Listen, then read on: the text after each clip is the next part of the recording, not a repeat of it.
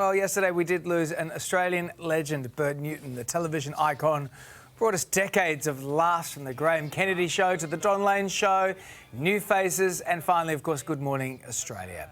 He was a fixture of Australian television since its inception in 1956. And the boy from Fitzroy, he did it all. He worked in radio, appeared in many stage productions.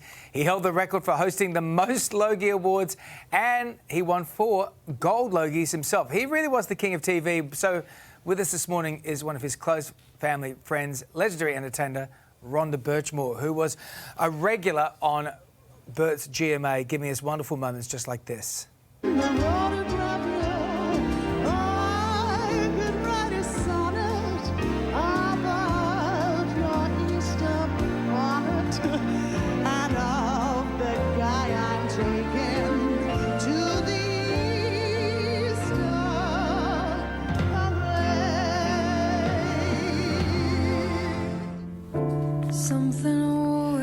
He was simply the best, and Rhonda Burchmore joins us now from Melbourne. Rhonda, good morning to you, and first of all, can we just say how sorry we are? I know it must have been a really difficult couple of days for you. He was Mr. Television to all of us, but to you, he was a very close friend.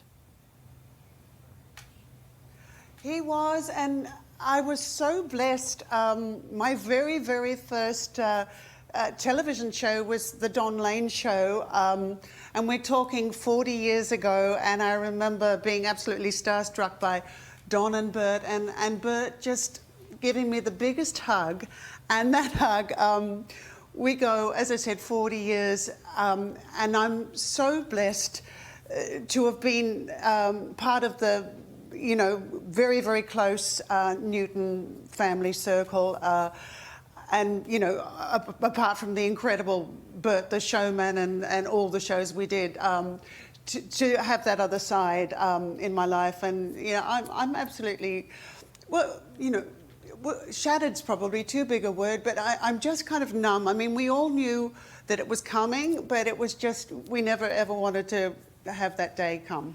I know how close you are to Paddy and the family, and I kind of wanted to know, what was your last memory of Bert? Did you see him before he passed? I didn't get, with all the lockdowns here in Victoria, I didn't get to see him this year. What I used to do was really daggy. I used to do these little videos, and because I thought it'd be a really lovely distraction if I'd sing songs. So I'd do these dumb songs and send them to Paddy, and Paddy would play them for Bert. And because Bert's been, you know, I used to, I mean, I'm the worst lyricist in the world, but I just used to, you know, I thought stupid, dumb things to, as I said, distract him from it all. And yeah, she used to pass them on, and it was crazy. Just 2 days ago, I did one of these because it's, you know, you have a little feeling, and yeah, he got it. So that was 2 days ago, and then it's just sad. I'm just sad, and I think. So many people in our business, he related so much to just your everyday guy and gal, you know. He was just full of love and kindness, and I think, you know, that legacy of being, you know, as nice to, and David, you would know, as nice to the stage door guy, to the dresser, to the leading man, the lady. He was just so generous and kind. Rhonda, we just played a clip of you singing to him on GMA. You worked with him for years and years. You went all the way back to the Don Lane Show in the 80s. Why does that moment, I know you specifically picked out that clip for us to play this morning. Why does that stand out to you as one of your favourite moments? Oh, it brings back... the thing with television back then, it was so spontaneous, and I mean, if I did that, I mean, David would be okay if I walked over and sat on his lap and played with his hair, but it, you know, everything was so free back then, and the poor camera guys had no clue what I was going to do, because I started here and then just wandered and did all this stuff and played with his little, you know, hair. It was just, it's just a beautiful thing, and I think that little clip shows what a good sport. You know, just the trust with each other, because, as I said, it was all impromptu. Yeah, it really was. Have you spoken to Paddy at all? Have you reached out to her to see how she's holding up? We text each day. I've got 3 yesterday, and she's heartbroken. I adore the family, and Paddy, if you knew, I said to her, no one could ever have loved or supported that man more than you did, Paddy. I mean, she would be the driver to all the gigs. She would be in the dressing room dressing him. She would be the most glamorous, superstar herself. She would be pressing the shirt. She would, they would run each other, banter, what he was going to do. She was just such a force, and she's shattered, as you can imagine. And that they were a very, very private family, and the love between Lauren and the kids and Bert and Paddy, it was just the most wonderful, wonderful thing to see and be around. Well, they were the first family of Australian television, weren't they? And I think we all just feel so keenly, the loss, I'm sure, that they are feeling this morning. And our hearts go out to them, and all of our thoughts and prayers as well. There will be a state funeral, of course, in Melbourne for Bert. A fitting send-off for a legend. And we've heard over the last 48 hours from so many people who loved and knew him, how they're going to remember him going forward. But how do you think Bert would want to be remembered? I think he was just absolutely larger than life, and just so clever, warm, just kindness. I think that was his. There's so many of those big stars that don't have, the time, for Mr. and Mrs. Joe.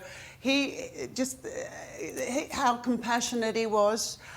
He was just, I don't think there'll ever be another Bertie. And as I said, I was so blessed to be part of that golden variety time when he was just so funny and fabulous. And I think, you look at, I know Nine did that special last night, way back for Graham Kennedy and Don, and right to the end, he was just magic. And I hope they do, I said to him, when you get out of hospital, my first thing is I'm going to pop out of the biggest cake and sing to you, we've got a lot of living to do. And I never got to do that, but I think Paddy, he wants it big and as fabulous as, possible. I mean, it might be, it's sad that he's gone, but he was the entertainer all the way to the end. And I hope that state funeral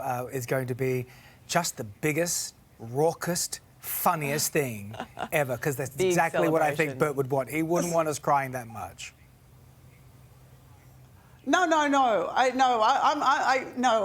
think not. I don't know what Paddy's got in mind, but I'm sure it's going to be sensational. You should pop out of the cake there. I think that's a perfect opportunity. Pop out of the cake there. That's where you should do it. I should get the cake and go. Get the cake in there. That's where it's going to happen. We've got a lot of living to do.